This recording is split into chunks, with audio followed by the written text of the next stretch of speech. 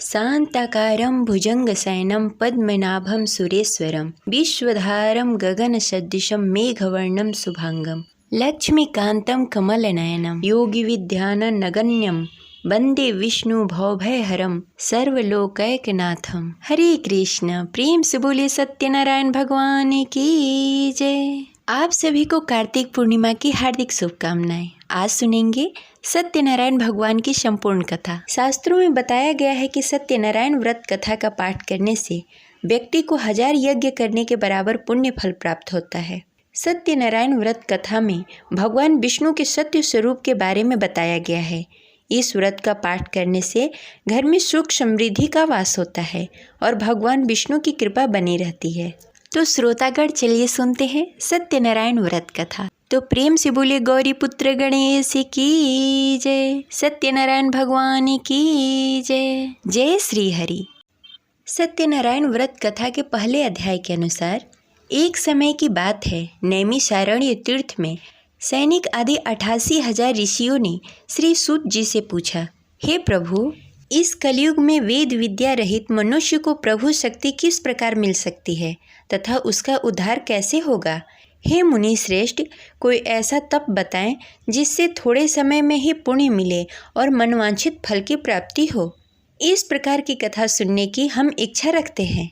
सर्वशास्त्रों के ज्ञाता श्री सूत जी बोले, हे वैष्णव पूज्य, आप सभी ने प्राणियों के हित की बात पूछी है, इसलिए मैं एक ऐसे श्रेष्ठ व्रत को आप लोगों को बताऊंगा जिसे नारद जी ने लक्ष्मी नारायण से पूछा था और लक्ष्मीपति ने मुनि श्रेष्ठ नारद जी से कहा था। आप इसे ध्यानपूर्वक सुनिए। एक समय की बात है, योगी राज नारद जी दूसरे के हित की इच्छा के लिए अनेकों लोकों में घूमते हुए मृत्यु लोक में आ पहुँचे। यहाँ उन्होंने अनेक योनियों में जन्मे प्रायः सभी मनुष्य को अपने कर्मों द्वारा अनेक दुखों से पीड़ित देखा।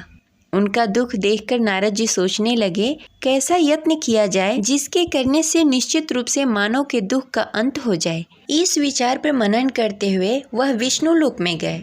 वहाँ वह देवों के इष्ट भगवान नारायण की स्तुति करने लगे, जिनके हाथों में शंख चक्र गदा और पद्म थे, गले में वरमाला पहने हुए थे। स्तुति करते हुए नारद जी बोले, हे भगवान, आप अत्यंत शक्ति से संपन्न हैं। मन तथा वाणी भी आपको नहीं पा सकती है। आपका आदि मध्य और अंत नहीं है। निर्गुण स्वरूप सदृश्य के कारण भक्तों के दुख को दूर करने वाले आपको मेरा नमस्कार है। नारद जी की स्तुति सुनकर भगवान विष्णु बोले, हे मुनि श्रेष्ठ, आपके मन में क्या बात है? आप किस काम के लिए पधारे हैं? उसे निसंकोच कहिए। इस पर नारद जी बोले, हे प्रभु, मृत्यु लोक में अनेक योनियों में जन्मे मनुष्य अपने कर्मों द्वारा अनेक दुखों से दुखी हो रहे हैं। हे नाथ, आप मुझ पर दया रखते हैं, तो आप बताइए कि वो मनुष्य थोड़े प्रयास से अपने दुखों से कैसे छुटकारा पा सकते हैं। श्री हरि बोले, हे नारद, मनुष्यों की भलाई के लिए तुमने बहुत अच्छी बात पूछी है, जिसके करने से मनुष्य मोह से छूट जाता है। वह बात मैं तुमसे कहता हूँ, उसे सुनो। स्वर्गलोक और मृत्यु लोक दोनों में एक दुर्लभ उत्तम व्रत है जो पुण्य देने वाला है। आज प्रेमवश होकर मैं तुमसे कहता हूँ, ध्यानपूर्वक सुनो।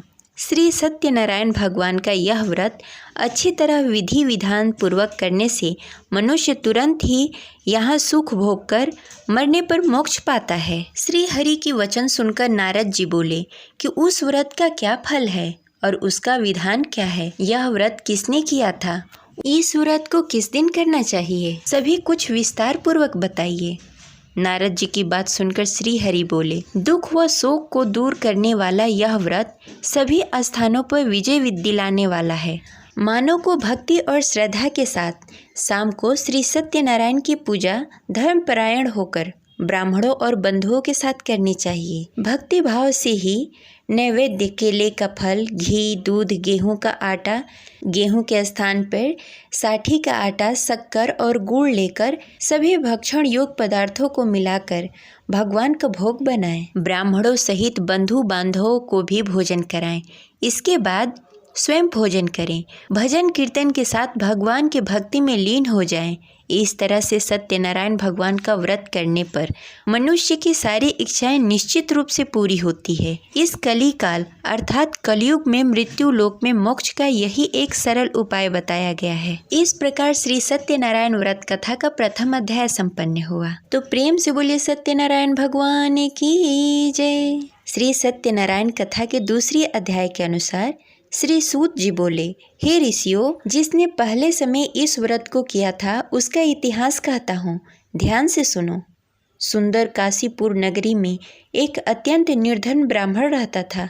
भूख प्यास से परेशान होकर वह धरती पर घूमता रहता। ब्राह्मणों से प्रेम करने वाले भगवान ने एक दिन ब्राह्मण का वेश धारण करके उसके पास जाकर पूछा, हे विप्र, नित्य दुखी होकर तुम पृथ्वी पर क्यों घूमते हो? दीन ब्राह्मण बोला, मैं निर्धन ब्राह्मण हूँ, भिक्षा के लिए धरती पर घूमता हूँ। हे भगवान, यदि आप इसका कोई उपाय जानते हो तो बताएं। वृद्ध ब्राह्मण कहता है, हे विप्र, सत्यनारायण भगवान मनोवांछित फल देने वाले हैं, इसलिए तुम उनका पूजन करो। इसे करने से मनुष्य सभी दुखों से मुक्त हो जाता है। वृद्ध ब्राह्मण बनकर आए सत्यनारायण भगवान उस निर्धन ब्राह्मण को व्रत का सारा विधान बताकर अंतर्ध्यान हो गए। ब्राह्मण मन ही मन सोचने लगा कि जिस व्रत को वृद्ध ब्राह्मण करने को कहा गया है, मैं उसे जरूर करूँगा। यह निश्चय करने के बाद उसे रात में नींद नहीं आई। वह सवेरे उठकर सत्यनारायण भगवान के व्रत का निश्चय कर भिक्षा के लिए निकल चला। उस दिन निर्धन ब्राह्मण को भिक्षा में बहुत धन मिला, जिससे उसे बंधु बांधवों के साथ मिलकर श्री सत्यनारायण भगवान का व्रत संपन्न किया। भगवान सत्यनारायण का व्रत संपन्न करने के बाद वह निर्धन ब्राह्मण सभी दुखों से छूट गया और अनेक प्रकार के संपत्तियों से युक्त हो गया।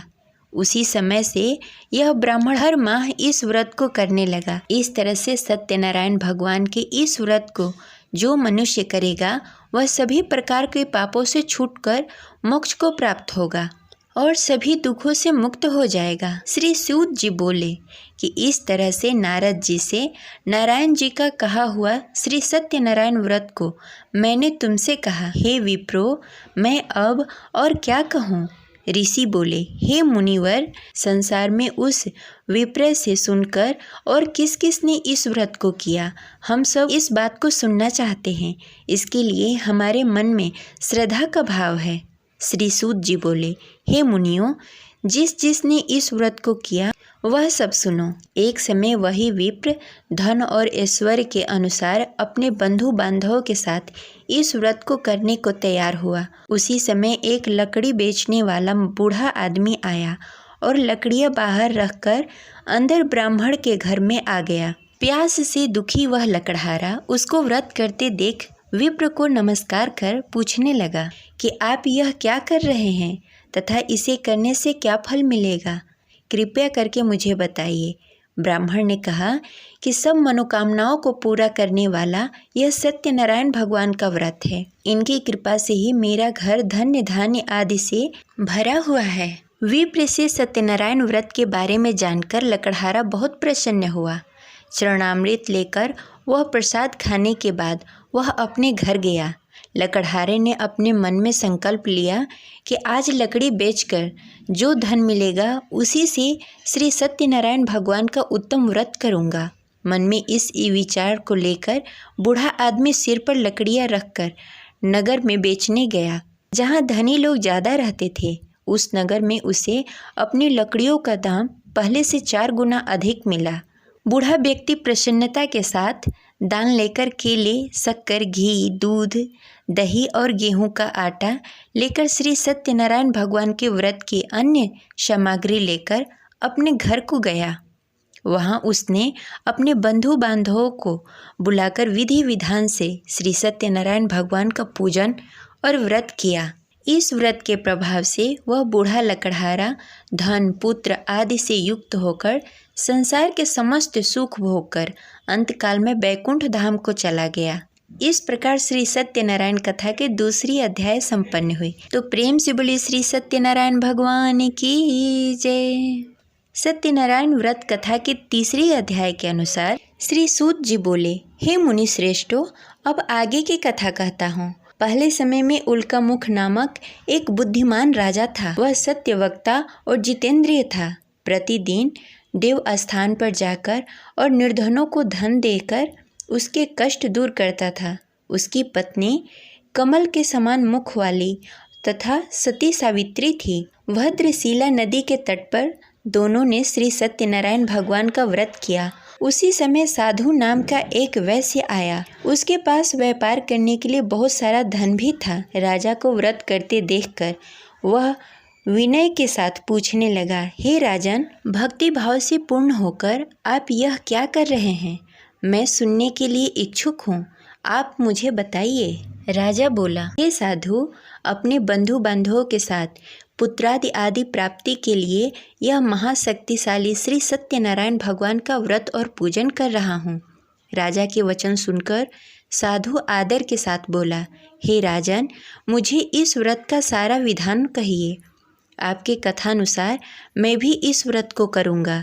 मेरी भी संतान नहीं है और इस व्रत को करने से निश्चित रूप से मुझे संतान की प्राप्ति होगी। राजा से सारा व्रत का विधान सुनकर व्यापार से निवृत्त होकर वह अपने घर गया। साधु वैश्य ने अपने पत्नी को संतान देने वाला इस व्रत का वर्णन कहकर सुनाया और कहा कि जब मेरी संतान होगी तब मैं इस व्रत को करूँगा। साधु ने इस तरह से वचन कर अपनी पत्नी लीलावती से कही। एक दिन लीलावती पति के साथ आनंदित हो संसारिक धर्म में पवित्र होकर श्री सत्यनारायण भगवान की कृपा से गर्भवती हुई। 10वें महीने में उसके गर्भ से एक सुंदर कन्या ने जन्म लिया। दिनों दिन वह ऐसे बढ़ने लगी जैसे शुक्ल पक्ष का चंद्रमा बढ़ता है। माता पिता ने अपनी कन्या का नाम कलावती रखा। एक दिन लीलावती ने मीठे शब्दों में अपने पति को याद दिलाया कि उसने सत्यनारायण भगवान के जिस व्रत को करने का संकल्प लिया था उसे करने का समय आ गया है। आप इस व्रत को करिए। साधु बोला कि हे प्रिय, इस व्रत को मैं उसके विवाह पर करूँगा। इस प्रकार अपनी पत्नी को आश्वासन देकर वह नगर को चला गया। कलावती पिता के घर में रहकर दिनों दिन बड़ी होने लगी। साधु ने एक बार अपनी कन्या को अपने नगर की सखियों के साथ खेलते हुए देखा तो तुरंत ही दूत को बुलाया और कहा कि मेरी कन्या योग वर देखकर आओ। साधु की बात सुनकर दूत कंचन वन में पहुंचा। वहां अच्छी तरह से देख सुनकर लड़की के सुयोग वाड़िक पुत्र को ले आया। सुयोग लड़के को देखकर साधु ने बंधु बांधवों को बुलाकर अपनी पुत्री का विवाह कर दिया। लेकिन दुर्भाग्य की बात यह है कि साधु ने अभी भी श्री सत्यनारायण भगवान का व्रत नहीं किया। इस पर श्री भगवान क्रोधित हो गए और श्राप दिया कि साधु अत्यधिक दुख से मिले। अपने कार्य में कुशल साधु बनिया जमाई को लेकर समुद्र के पास स्थित होकर रत्नसारपुर नगर में गया। वहां जाकर दामाद और ससुर दोनों ने मिलकर चंद्रकेतु राजा के नगर में व्यापार करने लगे। एक दिन भगवान श्री सत्यनारायण की माया से एक चोर राजा के घर राजा का धन चुराकर भाग गया। उसने राजा के सिपाहियों को अपना पीछा करते देख चुराया हुआ धन वहां रख दिया जहां साधु अपने जमाई के साथ ठहरा हुआ था। राजा के सिपाहियों ने साधु वैश्य के पास राजा का धन पड़ा देखा तो वह ससुर और जमाई दोनों को बांधकर प्रसन्नता से राजा के पास ले गए और कहा कि उन दोनों चोरों को हम पकड़ लाए हैं, आप आगे की कार्रवाई की आज्ञा दीजिए। राजा की आज्ञा से उन दोनों को कठिन कारावास में डाल दिया गया और उसका सारा धन भी उससे छीन लिया गया। श्री सत्यनारायण भगवान के श्राप से साधु की पत्नी भी बहुत दुखी हुई। घर में भी धन सारा खत्म हो गया। उसे चोर चुरा ले गए। शारीरिक तथा मानसिक पीड़ा और भूख प्यास से अति दुखी होकर अन्न की चिंता में कलावती एक ब्राह्मण के घर गई। वहां उसने श्री सत्यनारायण भगवान का व्रत होते हुए देखा। फिर कथा भी सुनी। वह प्रसाद ग्रहण कर रात को घर वापस आई। माँ ने कलावती से पूछा कि हे पुत्री, अब तक तुम कहाँ थी? तेरे मन में क्या है? कलावती ने अपनी माँ से कहा कि हे माँ, मैंने एक ब्राह्मण के घर श्री सत्यनारायण भगवान का व्रत देखा। कन्या के वचन सुनकर लीलावती भगवान के पूजन की तैयारी करने लगी। लीलावती ने परिवार और बंधुओं सहित श्री सत्यनारायण भगवान का पूजन किया और उससे वर मांगा कि मेरे पति और जमाई शीघ्र घर आ जाएं। साथ ही यह भी प्रार्थना की कि हम सबके अपराध को क्षमा कीजिए। श्री सत्यनारायण भगवान इस व्रत से संतुष्ट हो गए और राजा चंद्रकेतु के सपने में दर्शन देकर कहा कि हे राजन, तुम उन दोनों वैश्यों को छोड़ दो और तुमने जो उसका धन लिया है उसे वापस कर दो। अगर तुमने ऐसा नहीं किया तो मैं तुम्हारा धन, राज्य, संतान सभी को नष्ट कर दूंगा। राजा को यह सब कहकर भगवान अंतर ध्यान हो गए। प्रातःकाल सभा में राजा ने अपना सारा सपना सबको सुनाया। फिर बोले कि वणिक पुत्रों को कैद से मुक्त कर सभा में लाओ। दोनों ने आते ही राजा को प्रणाम किया। राजा मीठी वाणी में बोला कि हे महानुभाव, भाग्यवश ऐसा कठिन दुख तुम्हें प्राप्त हुआ है, लेकिन अब तुम्हें कोई भय नहीं है। ऐसा कहकर राजा ने उन दोनों को नए वस्त्र आभूषण भी पहनाए और जितना धन उनका लिया था उसे दुगना धन वापस कर दिया। दोनों वैसे अपने घर को चले गए। इस प्रकार सत्यनारायण व्रत कथा की तीसरी अध्याय संपन्न हुई। तो प्रेम से बोलिए भगवान सत्यनारायण की जय। सत्यनारायण कथा के चौथे अध्याय के अनुसार सूत जी बोले, वैश्य ने मंगलाचार कर अपनी यात्रा प्रारंभ की और अपने घर की ओर चल पड़ा। उसके थोड़ी दूर जाने के बाद एक दंडी वेशधारी श्री सत्यनारायण ने उससे पूछा, हे साधु, तेरे नाव में क्या है? अभी वणिक वणिक हंसता हुआ बोला, हे दंडी, आप क्यों पूछते हैं? क्या धन लेने की इच्छा है? मेरे नाव में तो बेल और पत्ते भरे हुए हैं। वैश्य के कठोर वचन सुनकर भगवान बोले, तुम्हारा वचन सत्य हो। दंडी ऐसे वचन कह वहाँ से दूर चले गए। कुछ दूर जाकर समुद्र के किनारे बैठ गए। दंडी के जाने के बाद साधु वैश्य ने नित्य क्रिया के पश्चात नाव को ऊंची उठते देखकर अचंभा माना और नाव में बेल पत्ते आदि देखकर मूर्छित होकर जमीन पर गिर पड़ा। मूर्छा खुलने पर वह अत्यंत शोक में डूब गया।